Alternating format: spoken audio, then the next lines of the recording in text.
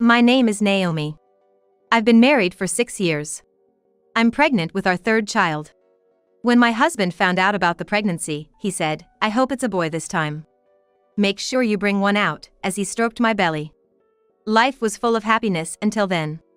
When I was 5 months pregnant and it was about time to find out the baby's gender, he started saying, "Hey, we're gonna find out soon, right?" Gender? Yeah, find out if it's a boy or a girl at your next checkup, will you? He seemed to really want a boy and said that. But I thought, as long as it's a healthy baby, whether it's a girl or a boy shouldn't matter. I simply thought so. But it seems my husband didn't think the same way. When my husband came home, I told him the results of the checkup. I found out the gender. "Oh, so it's a boy. It's a girl." I thought he would just laugh it off. But the reality was different. "What? Why is it a girl? What do you mean? I can't control that." "You're useless." "Useless? Do you want a boy that badly?" "Of course, who's gonna take care of us when we're old if it's not a boy?" "What? Girls get married off. If we don't have a boy, who's gonna take care of us in our old age?" That's what kids are for, right? To take care of their parents when they can't work anymore. There's no point in raising them if they won't support us. What are you saying? Do you think of kids as tools for parents? Of course. That's what kids are for, to support their parents. A girl won't do. I was shocked. I never thought he would say such a thing. Children are born to be happy, not to live for their parents. That's what I believe. So I thought Michael thought the same. We don't need that. What? We don't need a girl. What? I could tolerate his disappointment, but this was unacceptable. It was outrageous to hear his words. "You're joking, right?" "Why would you think it's a joke? I don't need a girl." "I thought the same when I found out our first two were girls."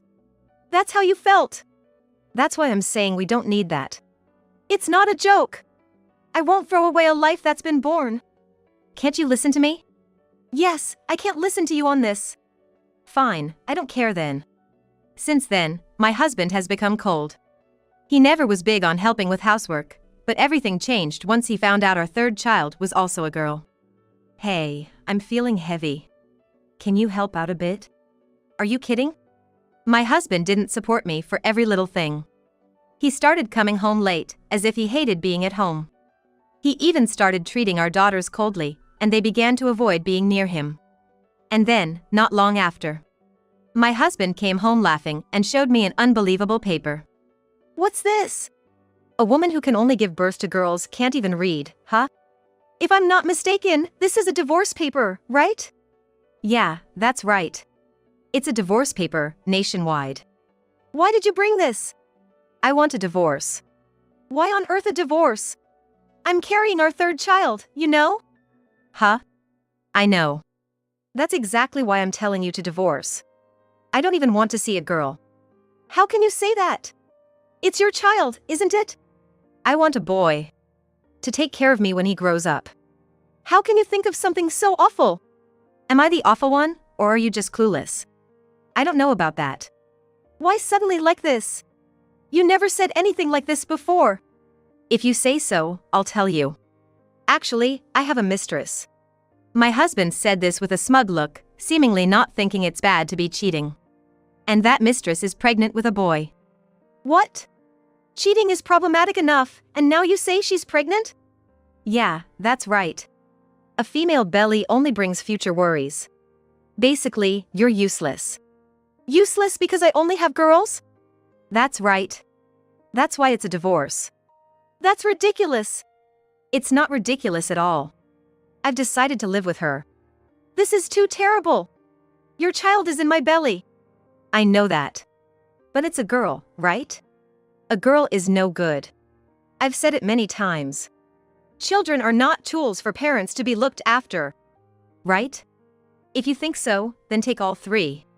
Just don't cry when no one looks after you in your old age. Shocked by my husband's words, he pressed me to contact a lawyer for divorce.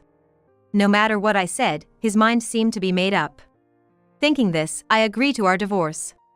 But a week later, I got a call from my mother-in-law.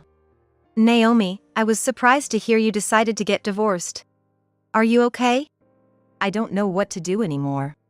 It's too much to think I have to raise 3 kids alone, especially with the third one on the way. That's true. You don't have parents to rely on, do you? It must be tough. I don't have parents.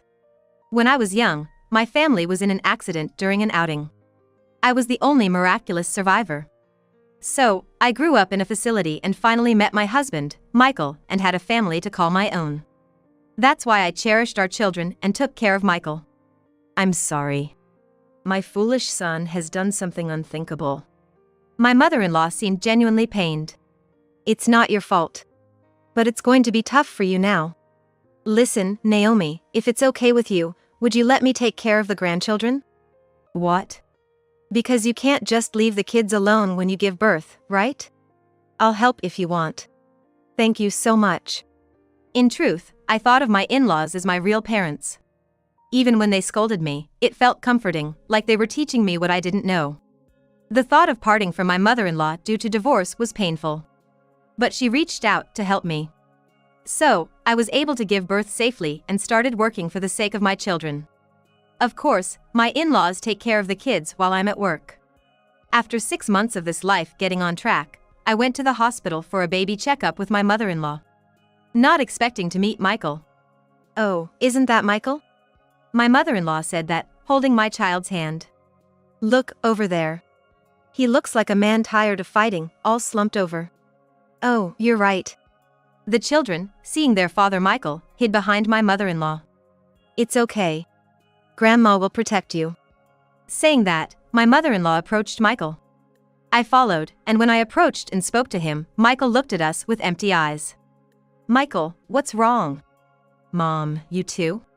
What are you doing here? Mia just gave birth. Mia is the woman who was Michael's mistress and now officially his wife.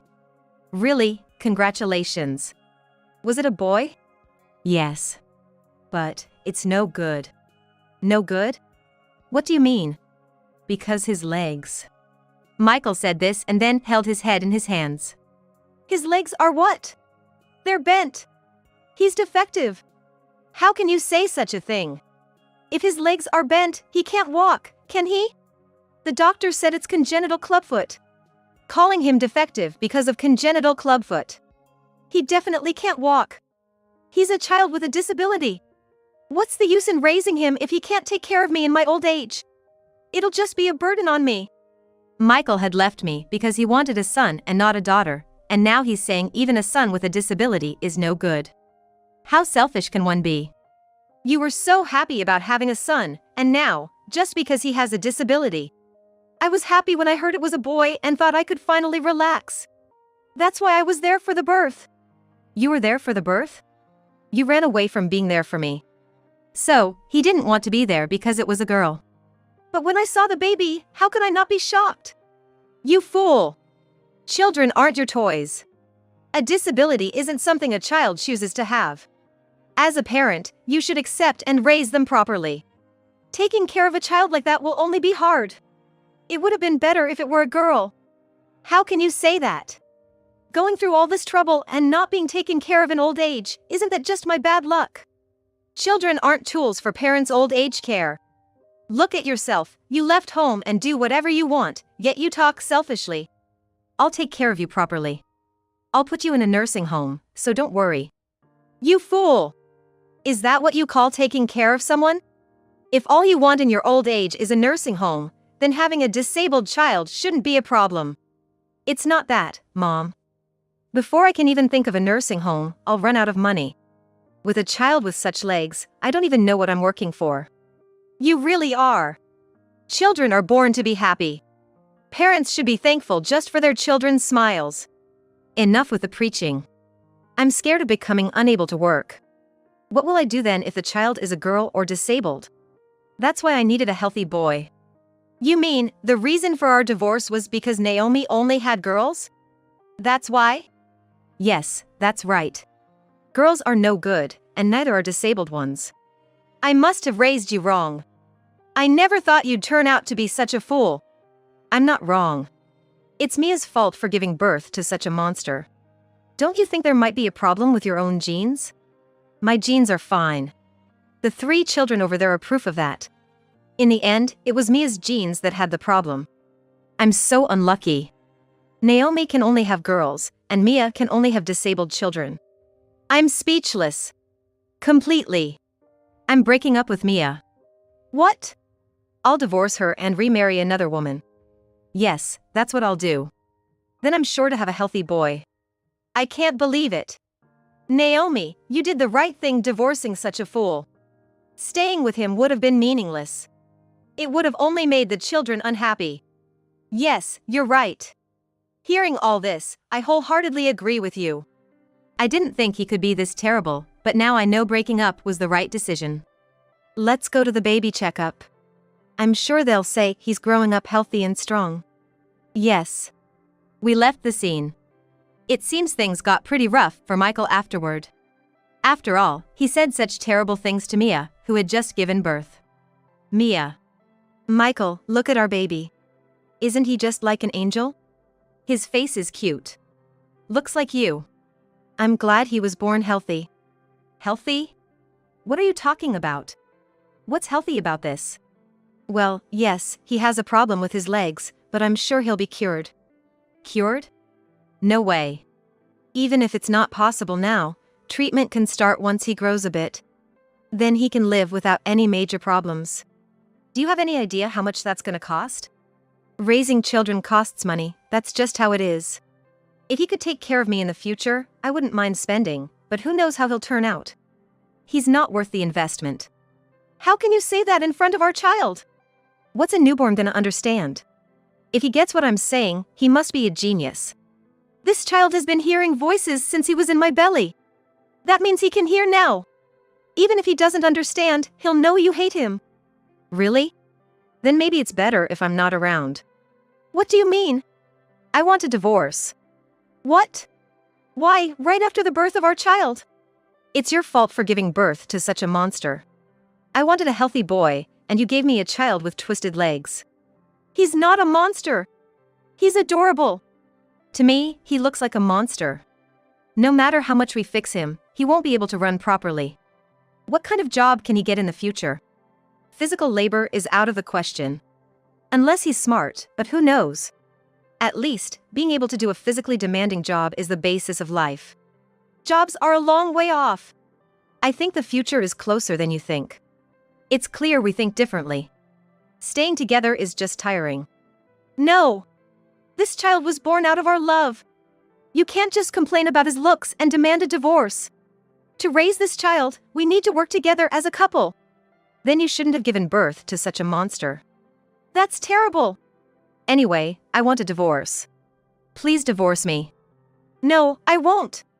We'll make this child happy. What about my happiness? My happiness hit rock bottom when he was born. Don't I have the right to be happy? Our happiness should be raising this child. That's your happiness, not mine. Aren't you a parent? I'll remarry a woman who can bear a healthy boy. What? You've been cheating? I'll start looking now. How could you? Betray me? You betrayed me first. I didn't betray you. You did. I wanted a healthy boy, and you gave me a disabled child. That's a huge betrayal. You can't predict what kind of child will be born. So, your genes are the problem. I don't plan to have children with you anymore. That's ridiculous. If we had a second child and it was a healthy boy, great. But the odds are low. My first wife only had girls. That means you'll only have disabled children. I don't want to gamble like that. What am I to you? What is marriage to you? To me, a woman is a tool to bear healthy boys. Marriage is a contract for that. That's the worst words I ever heard. I can't believe you. Now that you understand I'm the worst, you'll agree to a divorce, right? No, I won't divorce. I need your income to raise this child. I can't do it alone. If you won't divorce, I won't come home until you do. Michael said and left the hospital room. Afterward, the divorce talks continued, and Michael repeatedly left home, realizing they were at an impasse. Exhausted, Mia visited her mother-in-law. Please help me. She looked utterly drained and downcast. I happened to be visiting my in-laws, so it was my first meeting with the mistress. But I couldn't muster any hatred for her. Oh dear, what happened? Come in. Thank you. The baby in Mia's arms seemed to sleep peacefully and looked angelically adorable. Babies are cute no matter their circumstances. I thought and said, he's adorable. Who's this lady? That's Michael's first wife, Naomi. Mia was told when she realized I was the ex-wife. She widened her eyes in surprise. I'm so sorry. Truly sorry. For taking your husband away. That's probably why I'm suffering so much now. I did something terrible. No, it's okay. Don't bow like that. Besides, I don't hate you, and I think divorcing him was the right decision. Really? Yes, at first, I did resent and even curse you. But then, your child was born, and I happened to meet Michael at the hospital. Hearing what he said then, I realized that divorcing him was the right decision. That happened. Seeing Mia so worn out, I couldn't help but feel a kinship with her, also a victim of misfortune. And my anger rose even more towards Michael, who took women so lightly. Come in, the baby might catch a cold. Let's warm up inside and have something hot. Let me make it. Oh, thank you. That's very kind of you. Mia went into the living room and laid her baby in the crib next to my daughter. They look like siblings when they're sleeping. Yes, they're half-siblings, aren't they? Hearing our easy conversation, Mia couldn't hold back her tears. Thank you for accepting me. I never thought Naomi would accept me. Well, Naomi is a big-hearted mom. Oh, and the older grandkids are out with Grandpa, so we can talk freely. That's a relief. Grandpa's hobby. We tried to lighten the mood with a bit of laughter to calm Mia's heart. My mother-in-law's warmth was deeply felt. It's hard to believe such a wonderful person could give birth to someone like Michael. So, what did you mean by asking for help? Well, Michael wants a divorce because our son has a disability. Did you ask why? Yes, he said it's because of our son's disability. What did you say? I said that children should be raised by both parents. And he didn't agree? No, he wants to divorce and remarry someone who can give him a healthy boy. Does he have someone in mind? No, he said he's going to look for someone. That's just foolish. But I don't want to divorce. It may sound selfish, but I need his income to raise our child. I understand, but that'll only make you and the child unhappy. But I want to show our child to a specialist when he's a bit older. We'll need his support for that. And if I become a single mom, it will be tough. Then, who'll look after the child? I'm not sure if any daycare would take my son. That's a valid concern. So, I think divorce is not an option. But Michael insists on it. That sounds like Michael. Only thinking of himself. But how will a child raised in such an environment turn out? Even if you don't know anything yet, what lies ahead? Is he providing financial support now? No, he hasn't even come home, let alone given any money. I see. After a brief silence, it was the mother-in-law who broke it. You really should divorce him. But growing up in such a situation isn't good for the child. For the child's sake, you should divorce. And it's not just about divorcing, let's get revenge. Revenge? Yes, including Naomi's frustration. Let's get revenge for both of you. How? Well, with an evil grin, my mother-in-law laid out her plan for revenge. Soon after, Michael was summoned to the in-laws' house under the pretext of enjoying his mother's cooking. It's been a while since I had Mom's cooking. Mia's terrible at cooking. Naomi was a bit better, but Mom's the best. Michael sounded happy, unaware of what awaited him. I could hear him from the next room where I was waiting. He entered the living room, puzzled to see no food on the table. Isn't it ready yet? Before that, there's someone I want you to meet. With that, Mia entered the living room. I stayed in the next room to hear Mia's performance. In the living room, Michael's surprised voice could be heard. Why is Mia here? I invited her. It's better to have a meal together, right? Mom, she won't listen to me. I don't want to eat with her. Naomi was better. She agreed divorce right away when I said I wanted to. Don't worry, Mia agreed to the divorce. Really? Yes, I've decided to divorce. That's different then. If you had told me, I would have brought the divorce papers. No need to worry. Here they are. Mom, you're always prepared. All I need to do is check it. Easy. Better do it before you change your mind. Yeah, Mom's always on my side. Michael signed happily, not knowing what was coming. Of course, Mia will be living with the baby. Mia will be the one who is living with your son. Originally, I didn't want such a monster anyway. I have no objections. Good.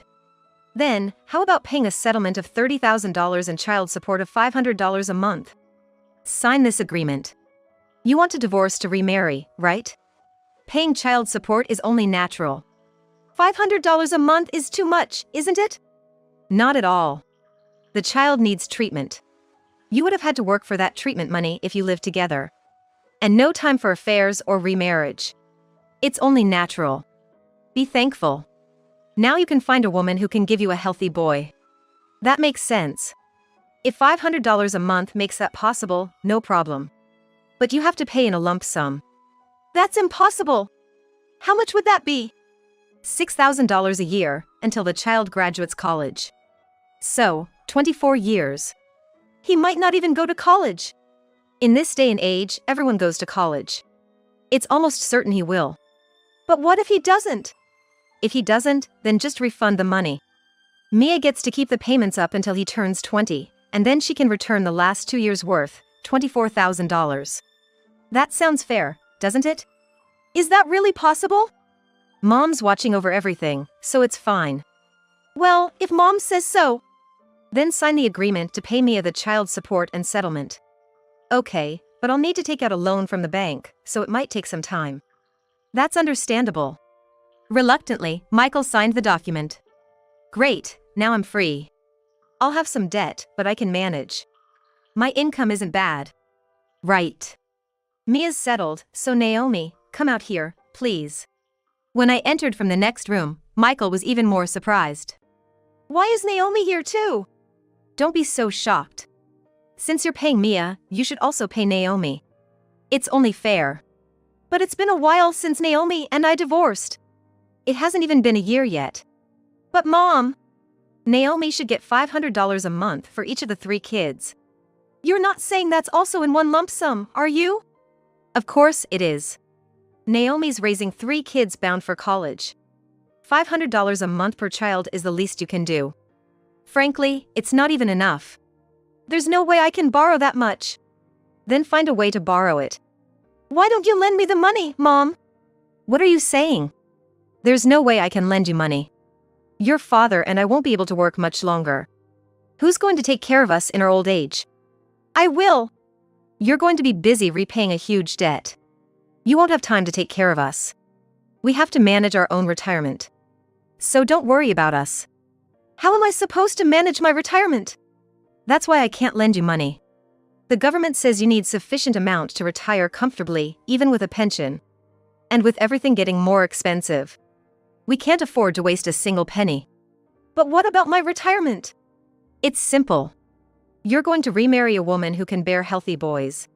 You won't have anything to worry about in your old age. That's true, but I won't be able to live like this. Can't I at least stay in this house? No. Naomi and Mia will be living here.